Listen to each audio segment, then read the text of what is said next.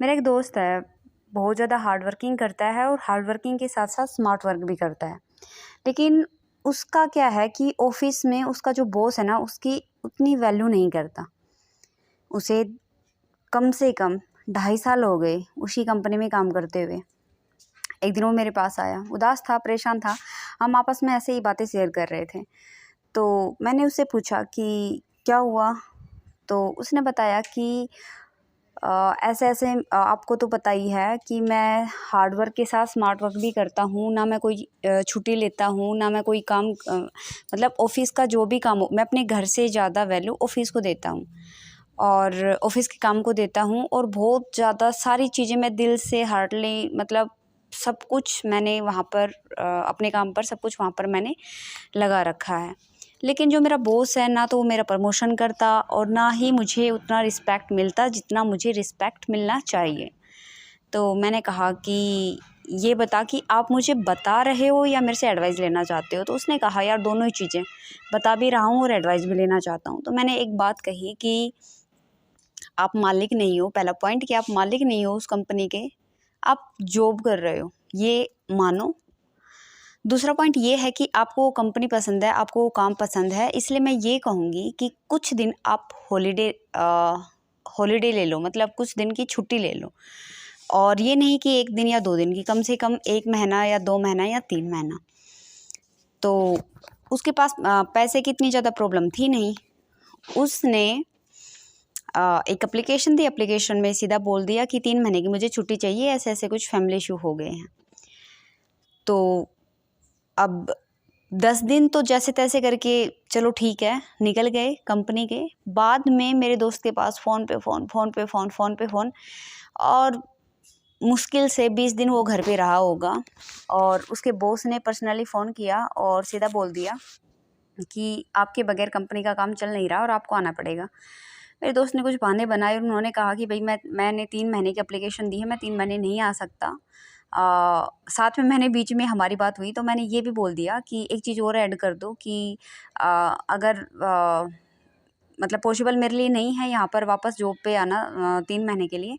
आप चाहो तो मुझे जॉब से निकाल भी सकते हैं। और कहते हैं ना सोने पे सुहागे वाली बात ये हो गई। उसके बॉस ने ये कहा कि जितना जल्दी हो सके आप कंपनी में वापस आ जाओ, आपका प्रमोशन मैं जल्दी से जल्दी करने वाला हूँ। ये बात उसने फ़ोन पे कही। भाई साहब जब मेरा दोस्त वापस 3 महीने बाद गया तो उसका प्रमोशन भी हुआ, उसका एक बहुत अच्छी उसे सैलरी मिली और पूरी कंपनी में सबसे ज़्यादा रिस्पेक्ट उसे मिला और पूरी कंपनी को इस बात का एहसास हुआ कि अगर सबसे ज़्यादा कोई स्मार्ट वर्क और हार्ड वर्क कोई कर रहा है तो वो मेरा दोस्त है। यहाँ पर मैं आपको ये बताना चाहती हूँ कि अपनी वैल्यू को कभी गिराइए मत, अपने पर काम करते रहिए, अपने टाइम को समझिए, कुछ ना कुछ हमेशा आप सीखते रहिए। जब अपना रिस्पेक्ट खुद कीजिए, जब तक आप अपना रिस्पेक्ट नहीं करेंगे दूसरे से उम्मीद ही ना करें कि कोई आपका रिस्पेक्ट भी करेंगे।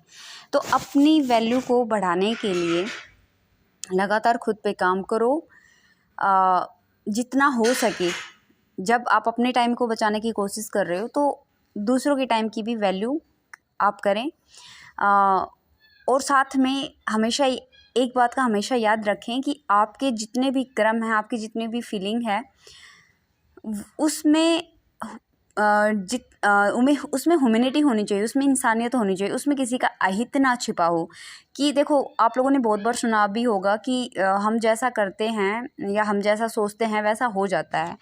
तो जितना हो सके अपनी करनी और कथनी को सेम रखिए और किसी के साथ गलत करने की ना कोशिश कीजिए। जितना हो सके खुद पे काम कीजिए, खुद के जीवन पर, खुद के कैरियर पर, खुद की फैमिली पर, खुद के दोस्तों पर। कोई भी ऐसा काम ना करे जिससे आपको या फिर किसी को भी कोई नुकसान होता है और जो भी आपके काम हो वो ह्यूमैनिटी के हित में हो, उससे किसी को नुकसान ना हो। इस बात का विशेषकर ध्यान रखना। तो आपको मेरी वीडियो कैसी लगी please please please comment box में ज़रूर बताएं। अगर आपको